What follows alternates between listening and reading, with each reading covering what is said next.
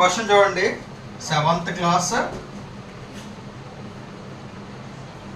Maths problem. 7th class maths problem చూడండి. ఏంటి చెప్పండి? Question number 1, find the value of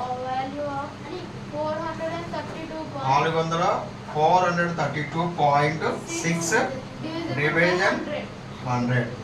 ఓకేనా? ఈ క్వశ్చన్ చేద్దాం. ఇంతకుముందు చేసిన మోడల్లోనే ఉంది క్వశ్చన్ ఇది. ఓకేనా? ఫస్ట్ ఏం చేయాలి?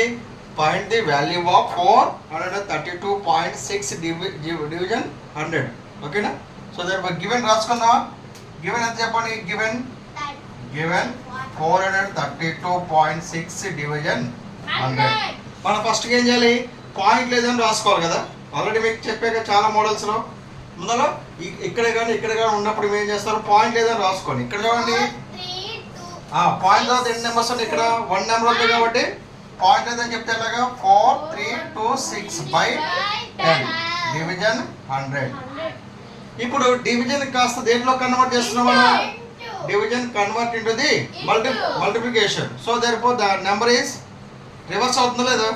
ఇక్కడ ఉన్న నెంబర్ ఏమవుతుంది? రివర్స్ అవుతుంది. 100కి రివర్స్ అని చెప్పండి. Inverse 1/, very good, 1/100. 2కి ఇన్వర్స్ ఎంత? 1/2. 100కి ఇన్వర్స్ ఎంత? 1/100 లేదా? So therefore 432.26 division 100 into 1/100. ఇప్పుడు చూడండి, 4326 ఇంటూ 1 ఎంత? 4326/10 ఇంటూ 100 ఎంత? 1000. మీకు ఇటువంటి మోడల్స్ వచ్చినప్పుడు మీకు చేయవచ్చు కదా. డినామినేటర్స్లో జీరోస్ ఉన్నప్పుడు. ఓకేనా? ఎన్ని జీరోస్ అని చెప్పండి?